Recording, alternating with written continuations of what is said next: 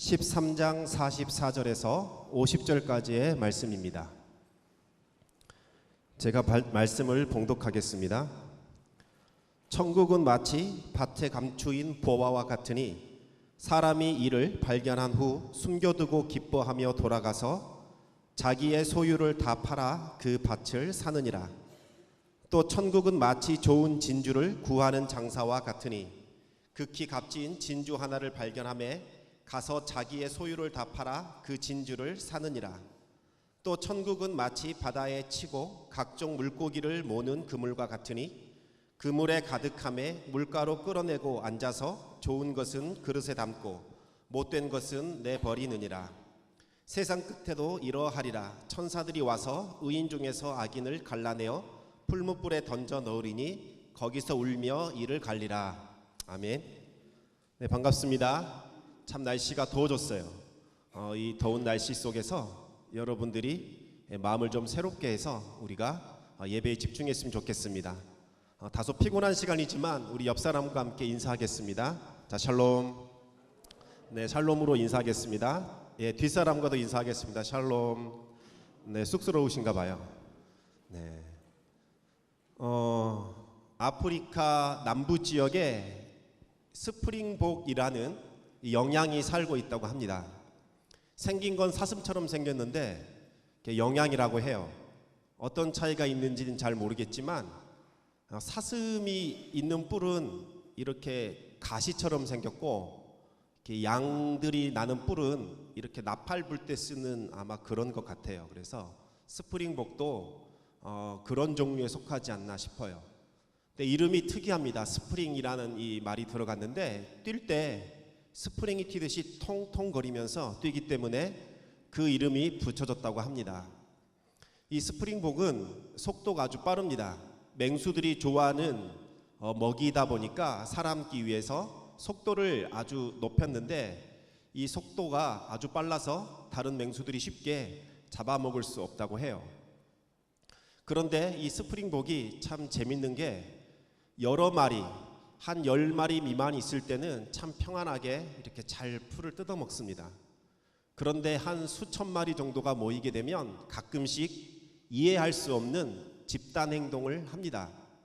아무 이유 없이 뛰기 시작해서 절벽에 그대로 수천 마리가 몰살해서 죽는 이 현상이 종종 있었습니다.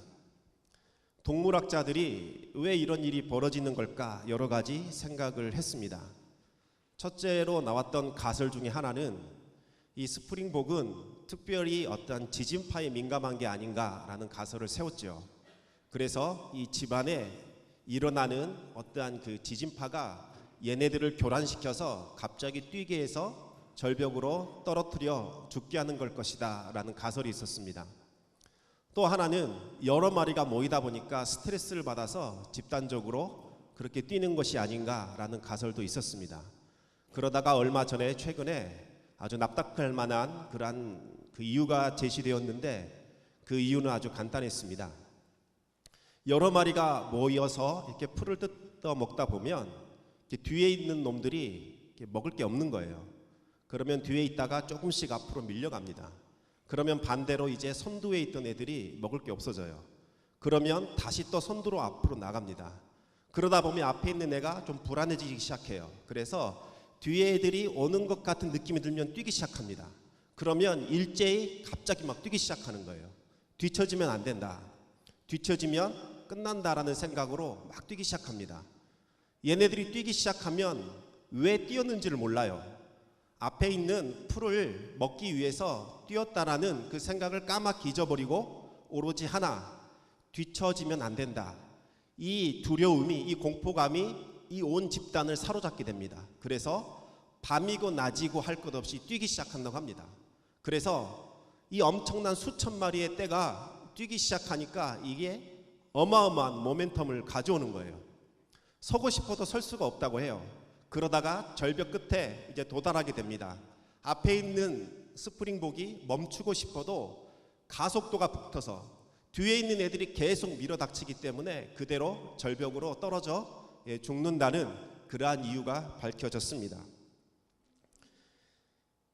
이 모습을 다시 한번 살펴보면 남들보다 풀을 더 많이 먹어야 된다는 그러한 과욕, 또 하나는 남들과 따라가야 된다, 최소한 뒤처지면 안 된다라는 그 두려움들, 함께 있으려는 그 군중 심리가 만들어낸 참사라고 볼 수 있습니다. 이 스프링복의 모습은 현대를 살아가는 우리의 모습을 좀 돌아보게 만듭니다. 무조건 바쁘게 뛰어간다고 해서, 앞서 나간다고 해서 그것이 인생을 잘 사는 그러한 모습은 아닙니다. 지금 잘 나간다고 안주하거나 교만할 것이 전혀 없습니다. 또 내가 지금 남들에 비해서 조금 뒤처져 있다 하더라도 그것 때문에 절망한 일은 아닙니다. 인생은 목적지가 있는 여행에 비유할 수 있습니다. 내가 가야 할 길이 명확하고 또 지금 걷는 길이 확실하다면 우리는 잠시 여유를 가지고 걸어도 좋습니다. 하지만 대다수의 많은 사람들은 자신들이 가야 할 목적지를 알지 못합니다. 그 결과 당장 눈앞에 보이는 것, 그것을 쫓아 가는 거죠. 어디로 가고 있는지, 내가 가는 종착점이 도대체 어디 있는지 한번 진지하게 고민해 보지 않고 무작정 내 눈에 나타나는 그런 길을 따라갑니다. 내가 하고 있는 일에 대한 의미와 목적은 잃어버린 지가 오래돼요. 내가 왜 일을 하고 있지? 처음에 왜 일을 시작했지? 잘 모르겠습니다. 그냥 밀려 여기까지 온 것 같아요. 고등학교를 졸업했더니 대학을 가라 하고, 또 대학을 가다 보니 또 취업을 하라 하고, 그리고 결혼을 하라 하고, 아이를 낳고, 계속해서 밀려서 어디론가를 향해 가는 것이 우리의 인생이 아닌가 싶습니다. 다만 다른 사람에게 뒤처지면 안 되라는 그러한 그 공포감이 우리를 재촉해서 빨리빨리 그렇게 앞으로 전진하게 하는 것은 아닌가 한 번쯤은 생각해 보아야 됩니다. 우리가 이러한 속도로부터, 이러한 추세로부터 자유하기 위해서는 잠시 한번 멈춰봐야 됩니다. 하던 일을 좀 내려놓고 멈춰서서 내가 지금 어디로 가고 있는 것인가? 내가 가는 길이 과연 맞는가? 내가 처음에 의도했던 일인가? 지금 내가 하고 있는 일이 과연 무엇일까? 이것을 생각해 볼 수 있는 여유를 한 번쯤은 가져봐야 될 것 같습니다. 그런데 많은 사람들이 그렇게 생각해 볼 법도 한데 안타깝게도 그냥 무작정 뛰어가고 있는 것 같습니다. 오늘 이 말씀을 통해서 우리의 삶을 돌아보면서 우리가 걸어왔던 길을 한번 돌아보았으면 좋겠습니다. 또 지금 내가 어디를 향하여 걸어가고 있는지, 장차 내가 걸어가야 할 길은 어디 있는지 좀 점검해보고 확인해보는 시간이 되었으면 좋겠습니다. 우리가 추구해야 할 진정한 가치, 그게 무엇인가?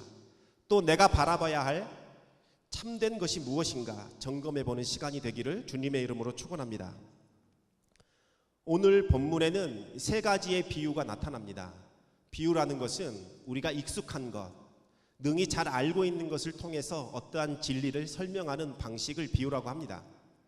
진리 그 자체를 설명할 때는 좀 어렵고 와닿지 않기 때문에 잘 알고 있는 그 사실을 통해서 진정한 교훈, 참된 것을 전달하는 방식이 비유입니다. 그런데 이 비유는 우리에게는 낯설 수가 있어요. 왜냐하면 문화 환경이 다르기 때문입니다. 이 비유는 이스라엘 사람들에게는 설명이 필요 없는 비유입니다. 그 비유를 듣자마자 이 뜻이 무엇인지 금방 알 수 있어요. 하지만 2000년 전이라고 하는 이 시간의 간격과 지금 우리가 살고 있는 공간적인 차이들, 또 문화의 차이가 이 비유를 바로 우리에게 다가오게 하기가 참 어렵게 만드는 것 같습니다. 하나는 밭에 감추인 보화의 비유입니다. 또 다른 하나는 값진 진주의 비유이고, 또 하나는 마지막은 이 그물에 관한 비유입니다. 세 개의 비유 모두 다 하나님 나라에 관한 내용입니다. 먼저 보화와 진주에 관한 비유는 내용이 비슷합니다. 그래서 이것을 쌍둥이 비유라고 합니다. 예수님은 보화와 진주의 비유를 통해서 하나님 나라는 이 세상에 무엇보다도 가장 값지고 또 그것을 얻기 위해서 우리는 그만한 대가를 치러야 한다, 이것을 말씀해 주고 있습니다. 먼저 밭에 감추인 보화의 비유에 대해서 한번 말씀을 나눠보겠습니다. 어떤 사람이 밭에서 열심히 쟁기질을 하고 있었어요. 자기 밭이 아니라 가난했기 때문에 남의 밭을 좀 소작농해서 열심히 갈고 있었습니다. 한참을 갈다 보니까 뭔가 밑에 걸리는 게 느껴졌어요. 툭툭 하는 게 느껴져서 더 이상 쟁기가 앞으로 안 나가는 거예요. 그래서 밑에 무엇이 있는지 한번 파보았습니다. 파보았더니 깜짝 놀랄 만한 보화가 거기에 숨겨져 있었습니다. 지금은 은행에 돈을 맡기기도 하고 또 여러 가지 방식으로 우리가 돈을 맡기지만 이 당시에는 돈을 갖고 있는 것 자체가 아주 불안했어요. 전쟁이 나거나 도적이 침입해 왔을 때 전 재산을 잃어버릴 위험이 있었습니다. 그래서 값진 보화들을 이 항아리에다가 집어넣고 남들이 알지 못하는 밭에다가 감추어 놓았습니다. 이렇게 감추어 놓은 보화가 전쟁이 나서 이제 피난을 가게 되죠. 그리고 나서 한참 동안 못 돌아오게 되면 이게 주인이 없는 보화가 됩니다. 실제로 이런 일들이 종종 있었다고 합니다. 이 사람도 보화를 감춰놓고 뭐 전쟁이랄지 여러 가지 이유 때문에 잠시 다른 곳 가서 아마 죽었던 것 같아요. 그런데 아버지가 이곳에 보화를 숨겨놨다는 사실을 아무도 모른 것 같습니다. 얼마의 시간이 지나고 이제 다른 사람이 그 밭의 주인이 되어서 그렇게 지내고 있었고 이 농부는 이 밭을 갈면서 살고 있었던 거예요. 그런데 예상치도 않은 생각지도 않은 보화가 발견이 되었습니다. 주인이 없는 보화는 발견한 사람이 임자라고 합니다. 그래서 발견한 사람이 보화를 가져오면 돼요. 그런데 또 조건이 있다고 합니다. 만약에 그 밭이 발견했던 땅이 주인이 따로 있다면 절반을 주인에게 줘야 돼요. 그래서 절반을 주인에게 주고 절반만 가져올 수 있다고 합니다. 이 농부는 생각을 하게 되는 거죠. 어떻게 해야 될까? 어떻게 하면 이 보화가 내 것이 될 수 있을까? 여러 가지 생각 끝에 그 밭을 사버리기로 결정을 합니다. 돈이 없어서 밭을 살 수 없는 농부가 전 재산을 털어서 그 밭을 삽니다. 그 밭이 가치가 있기 때문이 아니라 그 밭에 감추인 보화를 사기 위함이죠. 이 농부는 이제 집에 돌아가서 모든 소유를 파는데 두려움이 있는 게 아니에요. 기뻐서, 너무나 흥분해서 행여나 누가 찾아갈까봐 빨리 내가 이것을 사야겠다라는 조급한 마음과 다급한 마음과 기쁜 마음으로 그 밭을 사게 됩니다. 예수님은 하나님의 나라가 바로 이 밭에 감추인 보물과 같다 이렇게 말씀하고 있습니다. 또 두 번째 비유는 값진 진주의 비유입니다.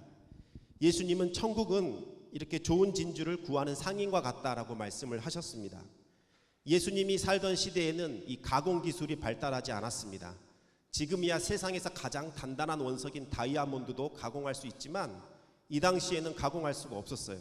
그래서 가공하지 않아도 가장 아름다운 그러한 보석들이 최고의 귀금속이 됐는데 이 당시에는 진주가 가장 좋은 그러한 귀금속으로 인정을 받았습니다.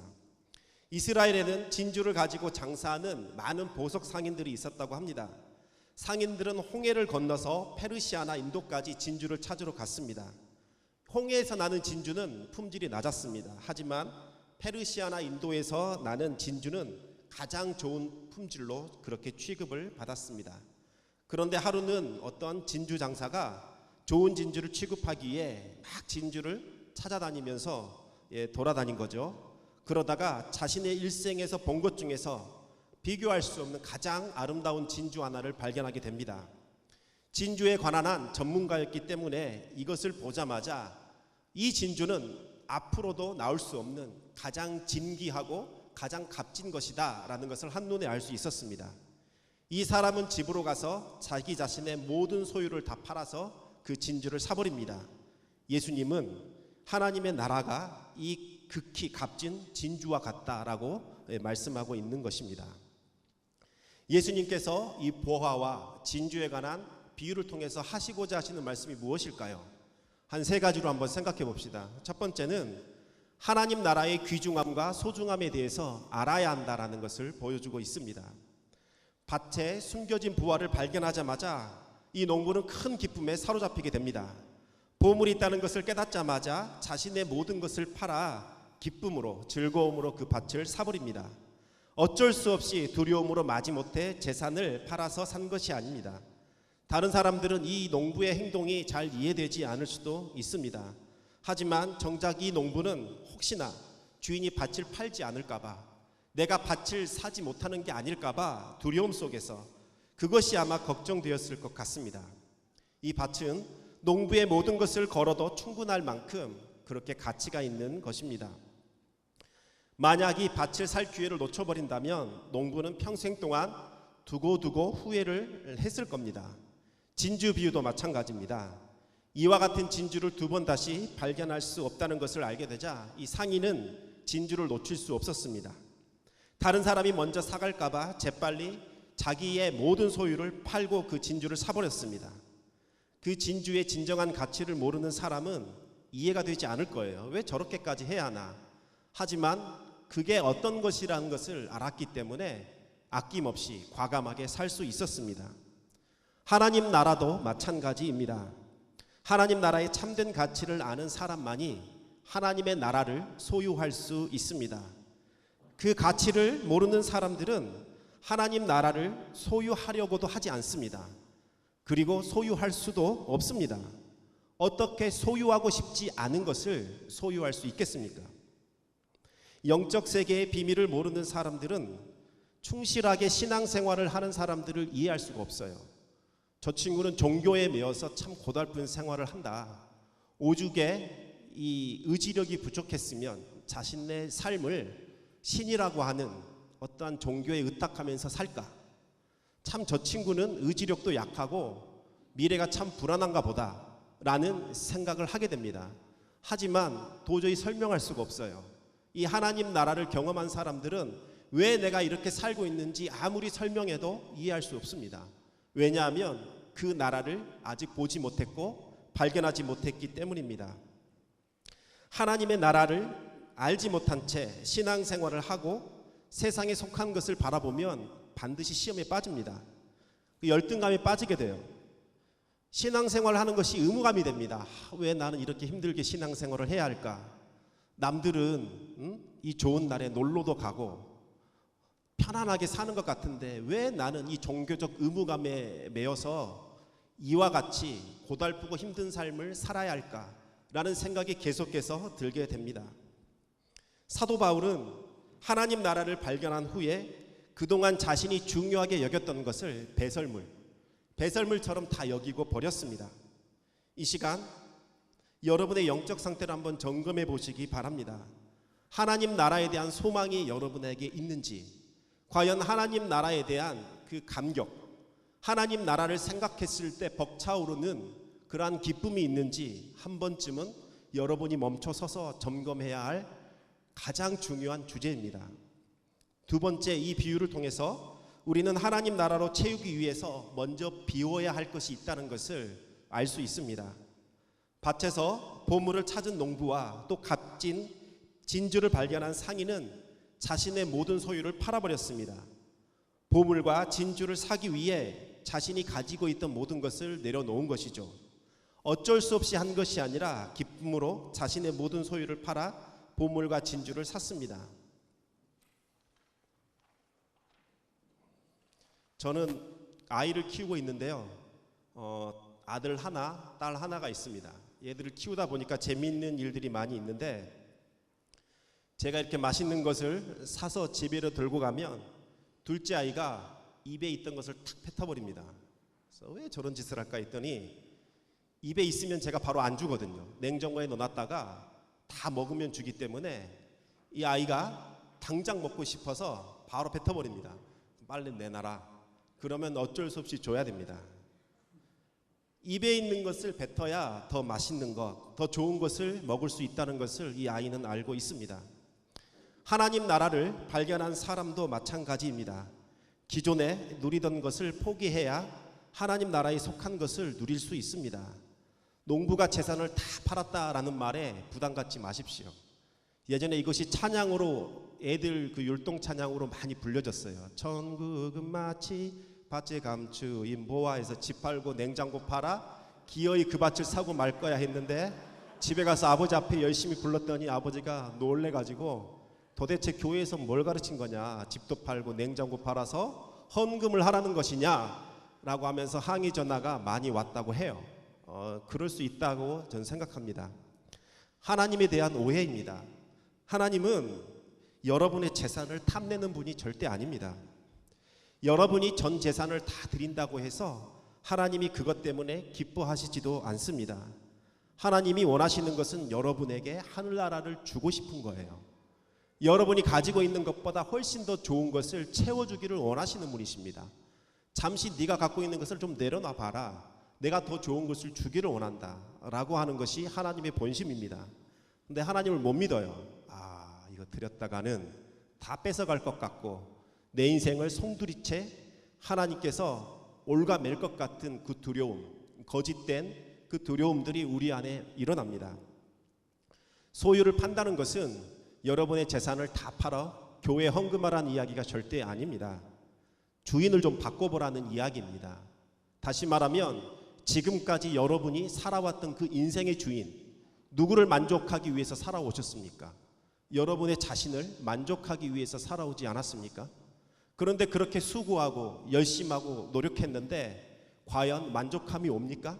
그렇지 않습니다.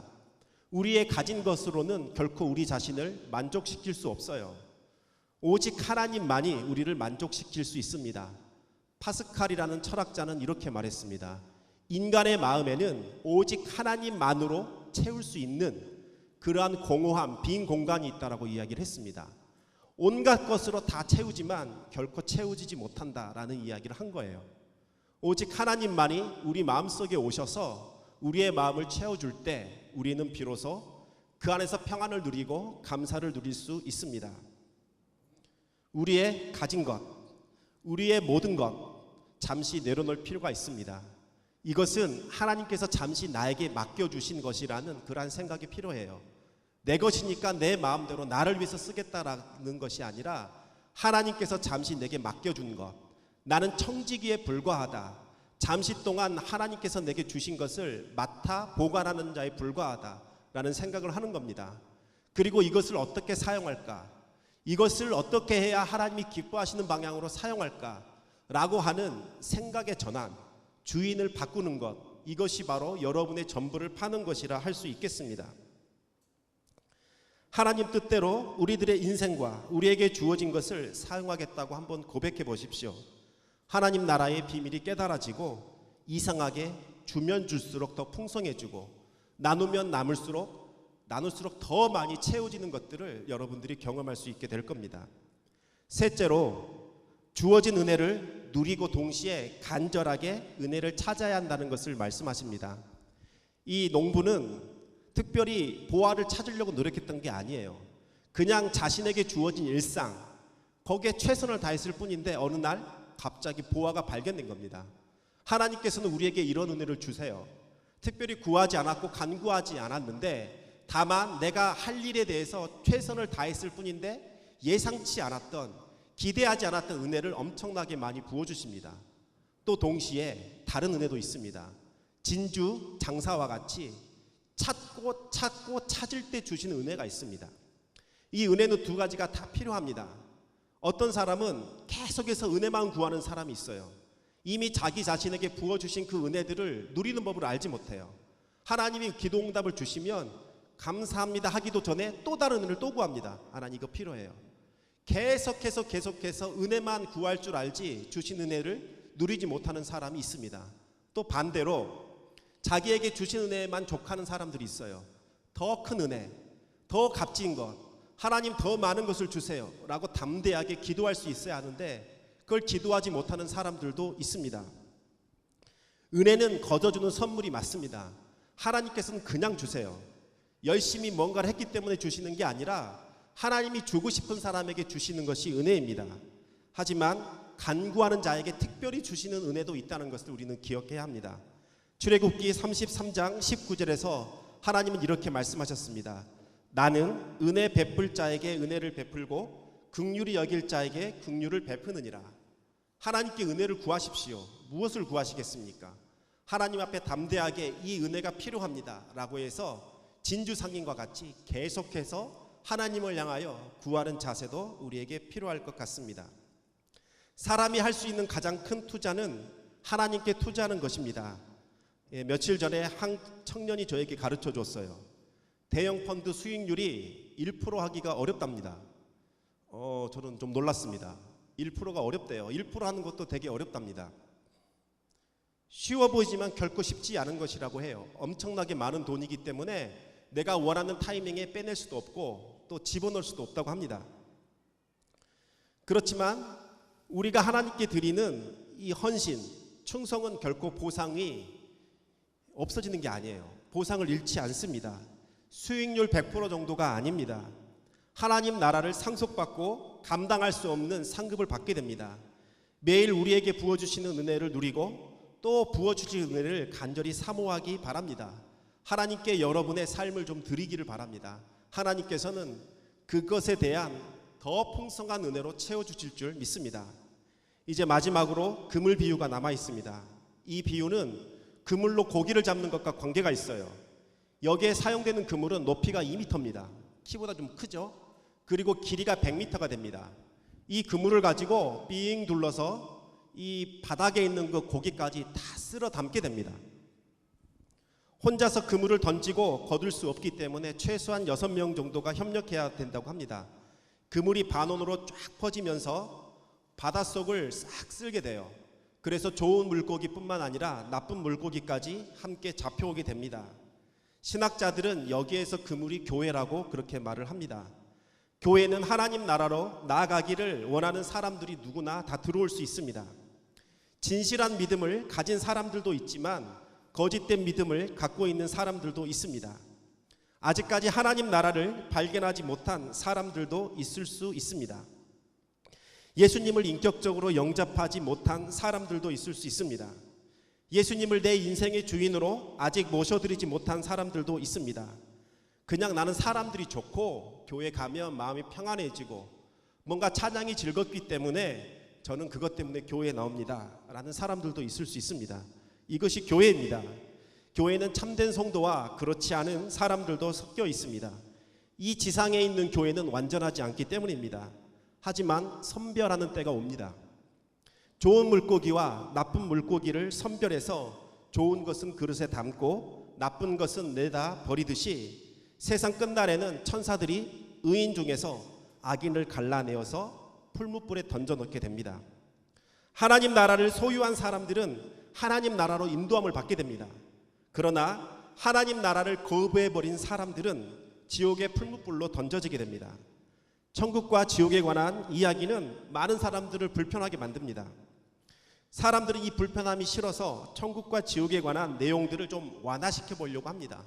전도할 때도 상대방이 기분 나쁠까봐 이 지옥에 관한 이야기를 잘 안 하려고 해요. 하지만 지옥은 실제로 존재하는 장소이고 어쩌면 천국보다는 지옥에 관한 이야기를 더 많이 해야 될지도 몰라요.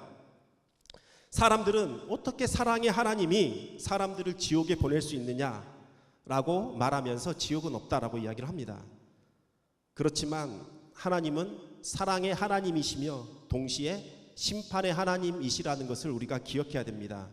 하나님은 죄를 싫어합니다. 죄를 멸하시는 분이십니다. 모든 사람이 도달하게 될 최종 목적지는 하나님의 나라이든지 지옥이든지 둘 중에 하나입니다. 여러분은 하나님 나라를 발견하셨습니까? 진정으로 예수 그리스도를 여러분의 삶의 구세주로 구원자로 영접하셨습니까? 이 질문은 신중하게 생각하고 대답해 보아야 합니다. 하던 일을 멈춰놓고 잠시 서서 깊이 생각해도 좋을 만한 주제입니다. 만약 천국과 지옥이 있다면, 하나님의 심판이 있다면 어떻게 될까요? 이것은 매우 중요하고 심각하게 생각해 봐야 할 내용입니다. 그냥 무시하고 덮어갈 그런 문제가 아니에요. 많은 사람들은 스프링복과 같이 막 뛰어갑니다. 하지만 그 목적지가 어딘지 알지 못해요. 그저 뒤처져 있지 않기 위해서 막 뛰어갑니다. 앞에 절벽이 있다는 것을 새까맣게 모르고 있습니다. 설마 이렇게 많이 뛰는데, 저렇게 많이 뛰는데 잘못 가고 있을까? 설마 저 앞서서 많은 인생을 살았던 그 스프링복도 뛰어가고, 나에게 삶을 가르쳐줬던 현자 그 스프링복도 뛰어가고, 내 친구들 부모님도 다 뛰어가는데 설마 그 길이 잘못된 것일까? 라고 생각하면서 같이 뛰어갑니다. 하지만 성경은 우리에게 우리의 인생의 마지막이 어떻게 될 것인지 분명하게 가르쳐주고 있습니다. 여러분은 어디를 향하여 뛰고 있는지, 여러분의 가는 길이 정확한지 확신할 수 있습니까? 여러분이 가는 길이 진정으로 여러분에게 생명을 주고 참된 평안과 안식을 주는 것이라고 확신할 수 있습니까? 이 일에 대해서 한번 진지하게 생각해보고 고민해 보시기 바랍니다. 만약 이 일에 관해서 누군가의 도움이 필요하다면 주변에 계시는 형제 자매들께 도움을 요청하셔도 됩니다. 여러분을 도와줄 수 있는 분들이 이곳에 많이 있습니다. 청년 집회에 오십시오. 구체적으로 여러분을 도와주겠습니다. 하나님 나라, 천국을 발견하기 바랍니다. 그리고 그 천국을 소유하며 누리시는 삶을 살기를 우리 주님의 이름으로 축원합니다. 기도하겠습니다. 아버지 하나님, 감사와 찬양을 드립니다. 우리 젊음의 시절에 하나님께서 천국에 속한 놀라운 비밀을 우리에게 알려주시고, 아버지 하나님, 하나님 나라를 소유하며 살게 하시니 진심으로 감사합니다. 사람들이 알지 못하는 그 기쁨이 우리 안에 있고, 세상이 알지 못하는 즐거움과 확신과 새로운 소망이 우리에게 있습니다. 아버지 하나님, 아직도 하나님 나라를 발견하지 못한 사람들도 있을 줄 압니다. 아버지 하나님, 속히 오셔서 마음 문을 열어주시고, 아버지 하나님, 가장 중요하고 소중한 것을 발견할 수 있도록 인도하여 주시옵소서. 예수 그리스도께서 찾아오셔서 마음의 문을 여시고 성령께서 주장하여 주시사 예수 그리스도를 주라 시인하며 고백하는 회개의 역사가 일어나게 하여 주시며, 그리스도를 영접하는 놀라운 은혜와 은총을 베풀어 주시옵소서. 우리에게 주어진 삶이 어떻게 될 것인지 진지하게 생각하며 우리의 삶을 돌아보는 시간 되기를 소망합니다. 하나님께서 우리와 동행하시고 우리를 붙잡아 주시고 인도하실 줄 믿습니다. 감사와 찬양 드리며 모든 말씀 우리 주 예수 그리스도 이름으로 기도하옵나이다. 아멘.